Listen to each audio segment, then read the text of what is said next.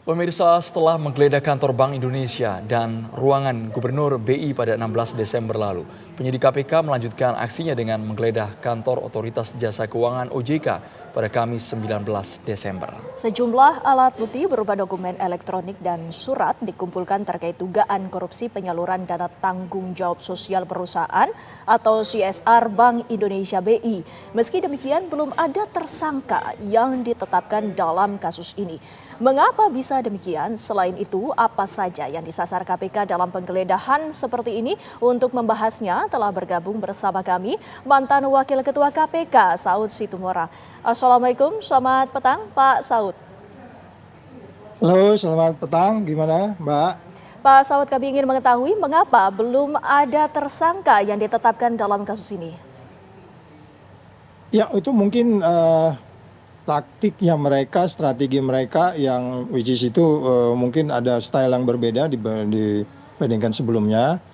Tetapi basically sebenarnya ketika Anda mulai penyelidikan sebenarnya orangnya sudah inklusif atau eksklusif ada disebut di situ. Nggak mungkin juga kita menggeledah ruangan orang, kemudian kita menggeledah apa dong di ruangan itu gitu ya. Jadi sebenarnya itu as a matter of belum diekspos saja siapa-siapa di sana. Itu strategi mungkin akan berkembang atau mereka pasti penyidik memahami yang saya pikir ya, sebagai disampaikan tadi oleh juru bicara, kita nggak bisa masuk ke pokok materinya, tetapi harus dipahami bahwa pemberantasan korupsi itu ketika Anda masuk ke penyidikan itu harus sangat transparan. Kecuali Anda masih di penyelidikan, itu nature-nya intelijen. Tapi kalau udah masuk di yang disebut sebagai penyidikan, setransparan mungkin Anda harus menunjukkan kepada publik karena pemberantasan korupsi syarat utamanya adalah transparan. Oleh sebab itu kita tunggu saja. Kenapa jadi menarik ketika kemudian OJK yang bertanggung jawab untuk kemudian mengendalikan bank atau mengatur bank, baik itu bank komersil maupun bank sentral ini, di situ kan mereka juga sudah mengatur yang disebut sebagai bagaimana CSR itu bisa diatur. Walaupun sebenarnya kalau kita mau tanya juga ngapain juga BI ngurus CSR gitu ya. Federal Reserve itu di Amerika itu juga nggak ngurusin CSR. Oke lah mereka katakan urusannya dengan urusan literasi dan lain-lain. Tapi ini pembelajaran buat BI kan ini bukan kejadian pertama mereka akhirnya terkait dengan isu korupsi. Jadi sebaiknya BI nggak usah ngurusin CSR ya. Fokuslah ngurusin nilai tukar, moneter dan lain-lain. Jadi ini aspek lain dari sisi penindakan ini penjagaannya harus ada gitu Mbak. Bang Saud, kalau melihat BI kemudian OJK, keduanya institusi lembaga yang sangat besar sekali, apakah ini bisa dikatakan dugaan penyelewengan dananya akan melibatkan banyak oknum? Oh ya, karena kan bagaimanapun kalau apapun yang dilakukan semua perbankan kan itu OJK diberi wewenang untuk melihat pertanggungjawaban apa yang mereka lakukan. Dan seingat saya juga mereka ada membuat semacam surat edaran tuh bagaimana CSR itu harus dilaksanakan. Menjadi menarik perhatian kita adalah kenapa KPK kemudian secara simultan antara BI dan OJK ini untuk case yang sama asumsinya dengan person yang lima-limanya gitu ya, siapa berbuat apanya itu di mana dan seterusnya. Menjadi menarik adalah apakah ada memang keterkaitan ataupun penyalahgunaan wewenang di dua institusi ini sehingga tidak saling kontrol mengontrol. Karena yang kita tahu di media tercermin bahwa ada penggunaan yang tidak cocok, tidak sesuai dengan peruntukannya, disebutkan begitu. Jadi ketika BI kemudian memberi CSR tidak sesuai dengan peruntukannya, kemudian OJK memahami itu tapi tidak melakukan penindakan mungkin ya, itu menjadi menarik dan kemudian penyidik perlu mendalami itu sehingga jelas siapa berbuat apa baik di BI dan di OJK-nya. Kemarin sempat juga terungkap ada beberapa di luar OJK dan BI disebut-sebut dalam kaitan legislatif. Nah itu juga sesuatu yang common terjadi di Republik ini bahwa kemudian di dalam pekerjaan pemerintahan, baik itu lembaga kemudian anggota legislatif diduga terkait dengan cawe-cawe di pendistribusian dana CSR itu, gitu Mas. Dalam perkembangannya ini, apakah seharusnya ada pemeriksaan-pemeriksaan misalnya seperti yayasan-yayasan yang diduga menjadi terlibatan dalam kasus ini, Bang Saud?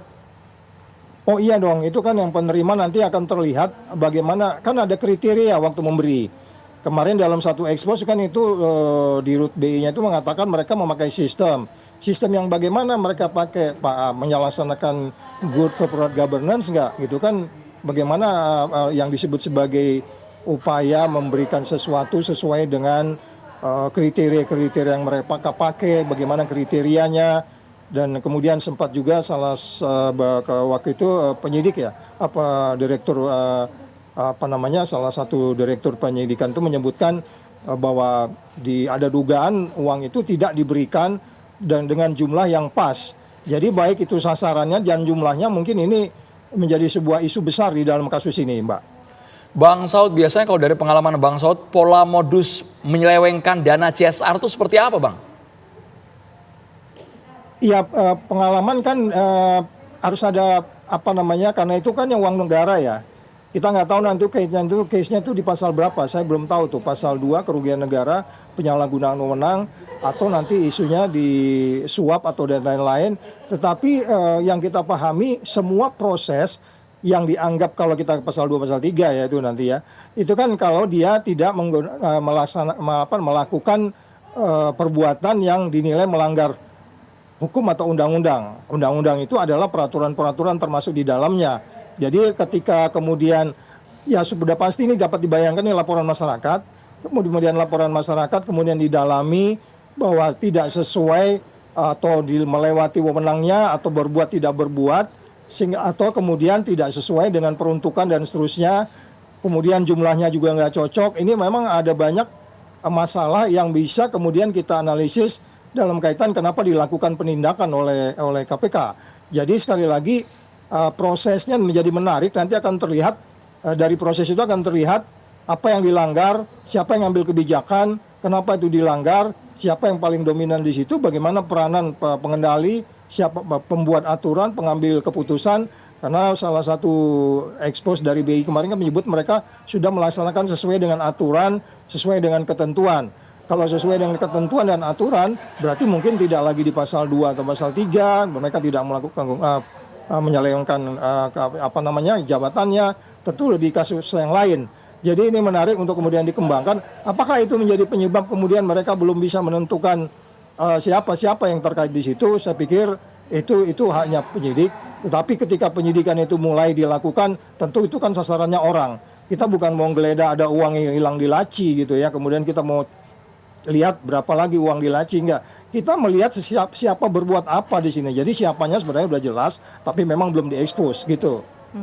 Bang Saud, apakah langkah KPK ini juga menjadi peringatan bagi lembaga-lembaga lainnya tentang korupsi, Bang Saud? Iya, jadi CSR ini memang banyak instrumen-instrumen yang bisa dipakai untuk kemudian itu menjadi pintu masuk yang kita sebut sebagai apakah itu nanti di pasal-pasal 23 atau suap dan seterusnya atau kickback dan seterusnya yang dikaitkan dengan penyalahgunaan wewenang. CSR ini hampir di semua badan usaha milik negara ada, dan saya pikir ini kita buat pemerintah sekarang untuk mengevaluasi kembali bagaimana CSR itu ditentukan, siapa yang menentukan, berapa besarnya dikasih oleh siapa untuk siapa dan seterusnya, bagaimana pula pertanggungjawaban setelah uang itu diberikan, itu juga sering bermasalah loh. Ketika uang itu diberi kadang ya tanggung jawab mereka sudah selesai, kemudian bagaimana itu outcome, impact-nya terhadap CSR itu kita belum pernah masuk ke detail-detail itu. Jadi artinya itu kan penting, uang yang diberikan itu membawa dampak nggak? Outputnya apa? Membawa impact nggak terhadap masyarakat? Kalau kita katakan itu umpamanya kalau ingin memberikannya itu isu-isu lingkungan, pertanian, pendidikan, literasi dan seterusnya. Jadi pertanyaan tadi adalah ini pembelajaran untuk kemudian kita paham betul BI yang sangat ketat ya. Untuk masuk BI aja nggak gampang, itu kok bisa jadi loose kayak begitu kita nggak tahu. Jadi kita bisa bayangkan di tempat-tempat lain akan banyak masalah sebenarnya ini kalau kita mau dalamin gitu, Mbak. Baik Bang Saud, jadi artinya 1-2 pekan ini Bang Saud menurut Abang ini kasus nguap atau ada tersangka, Bang? Oh ya, nanti kita lihat saja. Saya pikir mereka harus jelas untuk kemudian jangan terlalu lama karena ini bank sentral, ada sinyal yang tidak baik untuk indeks persepsi korupsi, dan mereka harus cepat aja memprioritaskan ini, mengerahkan ini. Kalau memang kemudian mereka bisa memutuskan sebagaimana yang mereka lakukan selama ini, kemudian diumumkan dan langsung ditahan, itu akan lebih baik daripada membiarkan ini berlama-lama atau kemudian kasus ini diam, tidak ada Karena ada dugaan juga kan tidak disebut nama itu kan jadi macam-macam pemikiran orang-orang gitu. Ya. Jadi apakah ini lanjut atau tidak gitu. Ini makanya strategi taktis dan yang dilakukan oleh KPK selama ini juga kayaknya mereka harus mengubah strateginya, mengubah stylenya gitu ya, sehingga kemudian secara keseluruhan kepercayaan ini menjadi tinggi. Teman-teman di beberapa media kan sering bertanya ini bagaimana gitu. Ini kan saya bilang bagian dari membangun kepercayaan. Oleh sebab itu KPK dengan pimpinan baru harus mengubah gaya mereka untuk kemudian setiap langkah penyidikan itu jangan menimbulkan kecurigaan. Itu penting gitu, Mas. Baik, terima kasih Bang Saud Situborang atas waktunya bersama kami di Kabar Petang. Selamat sore.